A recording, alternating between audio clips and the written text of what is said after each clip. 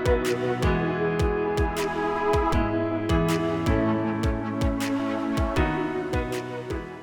hi everyone. My name is Gitanjali Rao. I go by Anjali, so take off the first three letters.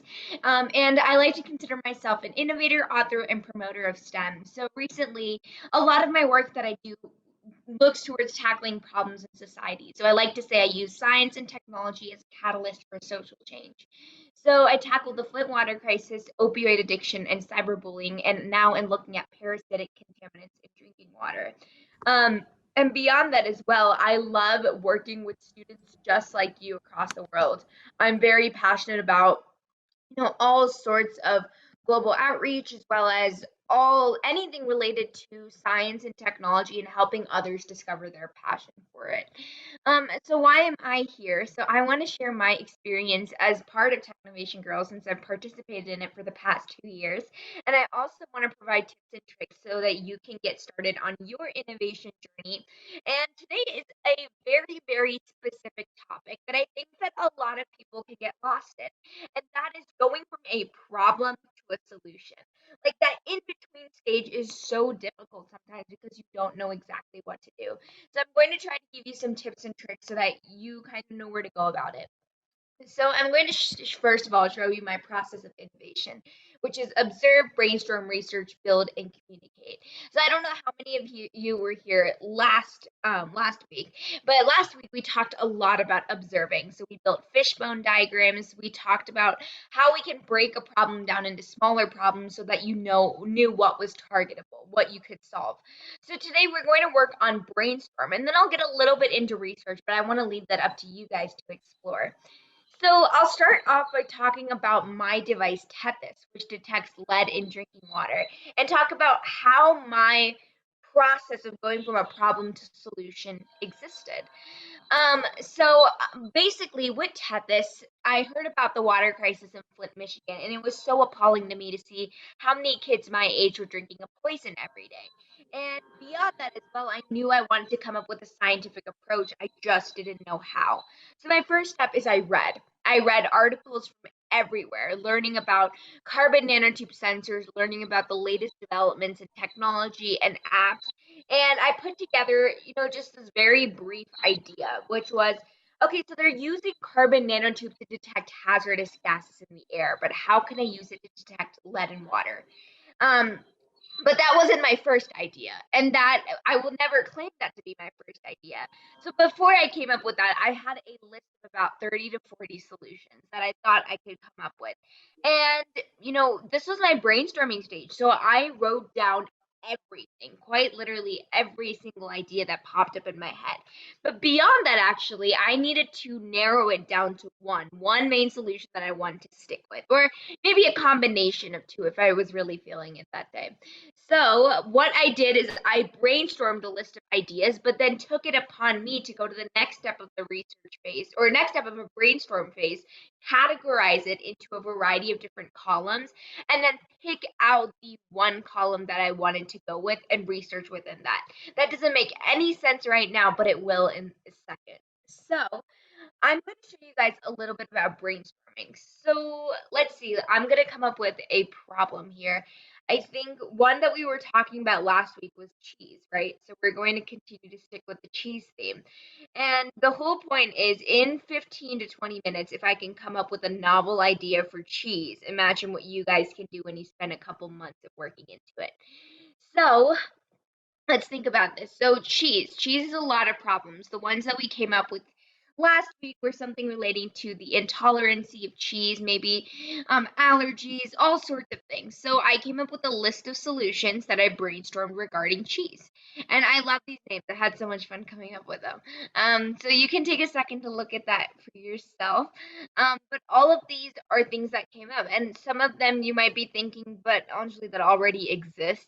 I know, and that doesn't matter to me because the whole point of the brainstorming phase is to go beyond my comfort zone, basically, or it's to even stay within my comfort zone. The whole point of the brainstorming phase is to put quantity over quality.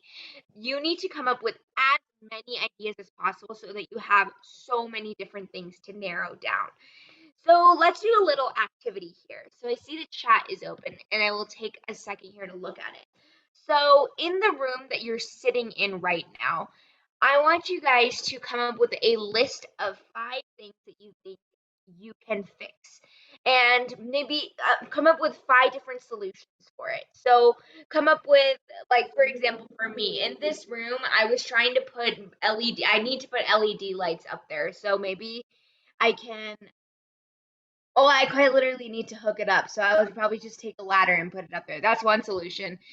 Second way I can put that up there is ask my dad to do it. So stuff like that. And it doesn't have to be good. There's no such thing as a bad idea. Come up with as many ideas you can to tackle a problem in the room you're currently sitting in. All right, no, I'll be checking the chat. I'll come up with some too. Perfect. I see a couple rolling in. So someone says get a shelf for books lying on the floor. Mine will come in a second here. Ooh, fix your closet door. That's a good question. That's a good solution. Ooh, the book. Oh, there's a lot. The bookshelf is disorganized. I can color code it. I can organize it alphabetically. I can ask my mom to do it, and I can stack them. I love that one. You guys are doing this faster than me. My desk is messy. I can move my books to the shelf, clean my desk myself, ask my mom to clean it, use it as a chance to reorganize it. That's a great one as well. Okay, here we go. So here are mine. The desk leg is broken, kind of. So 1, I could attach a new one. 2, I could create a new one out of cardboard. Or 3, I could just buy a new desk. So yeah, cool. All right, I see some awesome ones rolling in the chat. I'm hoping that this whole brainstorming process is starting to make sense for you guys. Cool. Okay, I see some great ones. I can hear my neighbor's music clearly. Get carpet to help muffle the sound. Use noise canceling headphones. Ask my neighbor to turn the music down. Love it. Fix my clock by changing the battery, telling my mom to help fix it, or buying a new one. These are all fantastic ones. So I'll keep the chat going, and please keep dropping them in because I will be checking on the side. But I kind of want to talk a little bit more about the extent that you can go with brainstorming. So today we only decided to look at 3 or 4 solutions that you might want to come up with, but you can go anywhere up to whatever number. So a lot of my brainstorming sessions involve about 50 solutions. And the biggest thing to remember, the more you have, the more you can narrow down and the more you can choose from, which is so important when it comes to the innovation process. But you're going to start probably thinking, okay, I have tons of solutions now, and this is not helping me get to the one solution that I want. And that makes a lot of sense. So that's why in this next step of brainstorming, we involve affinity diagrams. So we'll make one together here, but here's an example of the affinity diagram I created for my device to help diagnose prescription opioid addiction. So I had about, well, I can't see this side, 10 ideas for this one. And I needed to sort it out into different categories so I knew what I wanted to focus on. So the 3 main categories that I saw that made sense was treatment, diagnosis, and prevention of addiction. And I sorted my ideas into each of these different categories. And to do this, I actually use sticky notes, but we'll do it on a whiteboard here in a second. And we'll use one of these ideas that one of you guys came up with as well. So for some of these, I had to look at, where it went under. So for example, for prevention, I put a game or webinar to alert people about addiction. That is so important in my opinion, but I had to categorize it under the prevention category since it prevents people from getting addicted. In diagnosis, I put, an improved health survey at the doctors for more accurate results. That helps diagnose people with addiction. And in treatment, I put, brain stimulation to reduce the speed of addiction. And that's in treatment. That is after the fact. So I categorize these ideas into 3 different things. So I didn't have to worry about 50 individual ideas, but instead 3 bigger groups, which then I could do some initial research and figure out which category I wanted to focus on based on what the impact and feasibility is. So now it's going to be our turn. We'll create a really cool affinity diagram together. So I'm going to share my screen and share a whiteboard here really quickly. Awesome. Can everyone see that whiteboard?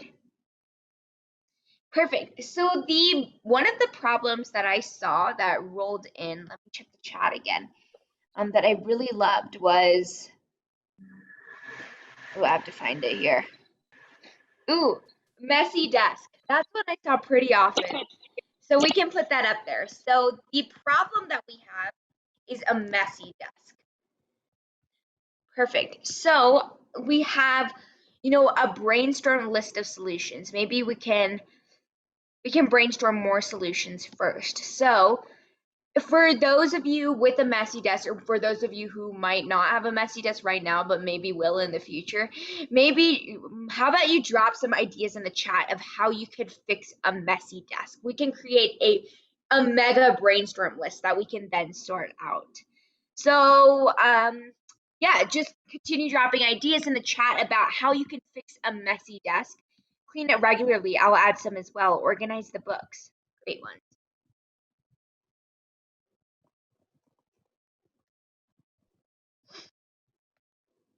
Take out unwanted items. Make an organizer. Create a robot to clean it up. I love it. I'm putting it. Get another desk. That's my favorite solution. Just throw the whole thing away. Put any schoolwork from your desk back into your backpack. Okay, so put it back where it belongs. Make a list of essential items and make sure that only the essential items are on the desk. So list of essential items. I think we can all figure out what that means. Donate the stuff you don't need. That's a great one. Perfect. So I think we have a solid list here for messy desks. Let me know if this is exactly what you're looking for. Awesome. So now that we have so many solutions, you're probably so cluttered and you're like, how do I come up with one solution to help solve the messy desk issue? And that's not that big of a problem. So let's start out with coming up with 3 main categories. We'll do them in purple. So one thing we could do is, this one, we can probably do it into 2 categories. I think we can do prevention of the messy desk and we can do cleanup of the messy desk. I think those are 2 great categories that we can look at. And again, this is a very interactive session. So if you guys have any things that you want to drop into the chat that you would love for me to add, I will add it. Crush everything on the desk. I'm most definitely adding that. There we go. Again, brainstorm is when you can have fun. You can do whatever you want. Perfect. So these are my categories. So I'm going to start drawing some squares here so we can start filling them out. So I'm just moving things around so that you guys know exactly what's happening. Okay, glue everything to the table. Wow, these are awesome. Okay. Okay, perfect. So I'm going to start sorting out these ideas here. So for prevention, maybe we could do, this could be the one that is like, we could clean it, or no, we could create an organization system. That's a great one for prevention. Another one we can do for prevention is list of essential items. That's a great one to prevent it from happening again. Also, this Zoom is like decides not to reduce the size, so this is the ugly list we're going to come up with for now, but you can make yours prettier. What else can we do to prevent it? We can create a robot to prevent it. This could actually go in both categories if we wanted to. Let's create a robot here too, because we know we can do that. And then we can also put here, clean it regularly. Very straightforward, but very much a cleanup solution. We could also take out unwanted items. And we can also we can crush everything here. That cleans it up. Perfect. So I hope you kind of get the flow of this, but this is exactly how you go about solving a problem, coming up with a list of solutions and then organizing it. And now you're thinking, okay, instead of having 50 solutions, I only have 2 categories. And now what do I do next? So the next immediate step is to research each of the categories. And researching is something that I want you guys to figure out yourself, because I never have a skilled way as to which I research. I actually start looking at prevention and see, what is the impact of prevention of clean, messy desks, and what is the feasibility of some of these ideas. Like, do I think I can accomplish it in 2 months, and do I think it's helping anyone? And at the same time, I also look at cleanup, see feasibility and impact. And let's see, off the top of my head, I would probably go with prevention, since there are tons of already awesome ideas for cleanup that already exist in this world. I think that there's more that we can do with prevention, and I think it would help more people because everyone's desk gets messy once in a while, and I think everyone would love to have a way to stop that from happening. So if I had to do more research on this, which I haven't yet, I would go with create a robot. I would create a robot that's able to, prevent a messy desk from next time. Just because of all first of all, it's something I can do in 2 months. I think it's complex enough, and at the same time, I think it solves a problem that people need solved. So yeah, hopefully that made a little bit more sense about the brainstorming and going into the research process. I'm seeing awesome questions in the chat too. So can't we integrate more than one solution? Yes. And that's exactly what trash can. I love that. A robot trash can. And that's exactly what we could do. So maybe what I would have done is create a robot that's able to create a list of essential items for me and print it out every single day based on artificial intelligence and machine learning. There we go. We have an idea. So I'm going to save this whiteboard really quickly, and I'm going to stop sharing and put my screen back up. But next up, I have a couple of tips and tricks that you might be interested in. But hopefully, you've got a better understanding of how to go from problem to a solution. So last week, this is something that I did, and I think a lot of people enjoyed it as well. So on your fingers from 1 to 5, 1 meaning you have no clue what your solution is going to be for Technovation girls, and 5 meaning that you know exactly what it's going to be, hold it up. So do you have no clue? Are you and or do you have or do you know exactly what you're doing? And exactly, drop it in the chat. So I'm getting a lot of threes, a lot of fours, a lot of fives as well. It looks like people are starting to get more comfortable with this. Awesome. 5. Awesome. Threes, threes, fours, threes. 5, 4, 3. Awesome. Awesome. These are awesome. And I'm seeing a lot of people raising their hands as well with fives and fours and threes. Um, these are fantastic, guys. So it looks like we're all heading on the right track, and it is 3 is a fantastic place to be right now, trying to, figure out what problem you're starting to solve. Maybe you have a better understanding of it as well. So I have multiple ideas. I just can't decide on one. That's a great, great thing, and I hope today's session helped a little bit with that as well. 4.5, we're getting decimals in here too. Fantastic. So these last 5 minutes of my time, I'm going to spend a little bit on talking about a few more tips and tricks. So I have 3 slides of tips, which you guys can read through as well. I can't go too much into depth, but I will give you a brief overview. And yeah, keep dropping your numbers in the chat so everyone can check it out. So first of all is maintaining interest. And I think that this is something that might start to decline. But the biggest thing to understand is stick with the problem and solution for longer. So the more time you have, the better the solutions will be. And another thing that I love to do is make use of my free time and my research time. So watch TV and a movie and start brainstorming during that phase because, your whole brain power is not always needed. So try not to burn yourself out with the work that you're doing, and that will allow you to maintain interest.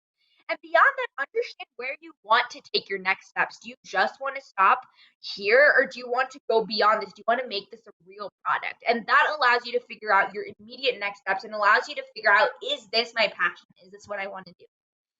Cool. So next up is conflict resolution. And this could be by yourself or with your team. But the biggest thing to understand that it is okay to take breaks. There's never a hard deadline. The only deadlines are up to you. Innovation and problem solving does not have a deadline. Helping the world does not have a deadline. So find that in between where you can take a break, but still, meet deadlines for yourself, meet deadlines for the bigger picture. And which leads me to the second one. Think about the bigger picture. Why are you doing this? Who are you doing this for? Are you doing this for yourself? Are you doing this for your community? Are you doing this for your team? That allows you to come up with conflict resolution as well.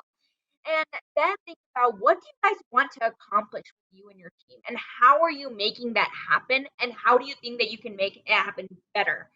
And lastly, have open conversations. I think even being part of a team, open conversations is the best way I know that we're all doing the part that we're supposed to be doing. And we're all playing a proper role in it. So perfect. And the last piece of thing that I have is reaching out to experts as well as users. So receiving user feedback, but also reaching out to mentors and experts that can help you. So emailing and calling is the best way to go. And the worst answer you're ever going to get is no. And that's something that you always have to remember is when you email someone or call someone or try to work with someone, the worst answer you're going to get is no. And what's the worst thing that's going to happen? You have to just try again. And apart from that, you can set priorities straight with your mentor and each meeting or call with, a clear action item and list of things that you need to do next time. So therefore, everyone knows, what I am responsible for and what I need to get done. So I was always in charge of coding on the teams because that's where I excelled. But my friends were in charge of research. Some of them were in charge of making the presentation. Some were in charge of formatting slides. And I always picked the thing that I was best at doing. Also, beyond that, reach out to users and ask for feedback on your potential solutions and use their feedback to improve your ideas. Because that will allow you to have some sort of strong backup behind your project. And start to read articles from the user's point of view and their issues as well. So try to step into their shoes and figure out, why are they facing these issues? And that will help you, really understand where you want to take your project as well. But that is all from me for today. Those are most of the tips and tricks that I have. And before I head out, I do have my book coming out, which I pitched last week as well, but it's called A Young Innovator's Guide to STEM, which outlines more of these tips and tricks as well as the whole idea of innovation and the process of innovation that I talked about earlier. It comes out in March of this year, but you can go to gitanjalirao.net/book to learn more, and I'll drop that link in the chat as well. But that's it. I don't want to take too much more of your coding time because I'm assuming you guys are going to have a lot of fun with that. I'll drop the link into the chat right here. I hope you guys, took a little bit of something away from this as well. I hope you guys understand a little bit more about your problem solving. But thank you so much, and I'll hand it back over to Rebecca. Thank you so much, Anjali. And we really appreciate all the tips. Hopefully everyone can try to apply this type of solution identification this week when you're working with your teams or when you're ready to start making that solution. So good luck there. And Can I say something? Yeah. Anjali, thanks. And I'll just do a little plug for her book. I read her book and it is amazing. So I highly recommend you checking it out when it comes out. So thanks, Anjali. Absolutely. Yeah. Thank you so much, everyone. Have fun today. Yeah, thank you. All right. We'll see you next time, Anjali. All right. Before we jump into coding, I just want to share one quick thing. Anjali mentioned reaching out to users. We also have tips here in the slides that we're going to share with you from a student ambassador in Madurai, India, who has tips about competitor analysis, because we saw some questions last time that people were like, what do you do if you find that your solution is already taken? So let's take a moment and watch just this 1-minute video to get her tips. And then I'm going to turn it over to Girls Code It. Hi girls, this is Celsia, Student Ambassador of Technovation Girls Madurai. Competitor analysis is the process of identifying and evaluating your competitors, their strength and weakness. First of all, you should know who is a competitor. Competitor is a one who has a similar idea of yourself and has done projects on it and also achieved success on their projects. Let me say 4 simple tips to do the best competitor analysis. Tip number 1. List the competitors. You may search in Google or ask your friends, relatives or others to know your competitors. Tip number 2. List the advantages and disadvantages of your competitor. You can also browse them in the internet. The most important tip, tip number 3. Make the disadvantage of your competitor the advantage of yours. Tip number 4. Make sure you also include the advantages of your competitor. Thank you. Okay, so start doing a little competitor research. What already exists? What can you take advantage of that your competitors are not doing well, like Celsia mentioned in the chat? And then I challenge all of you also to find at least 2 people in your community that you can interview about the problems that they're facing around the issue that you're interested in. So, schedule your interview with them, plan what questions you want to ask, and ask about how they're getting around the problem right now. So that is your challenge for the week.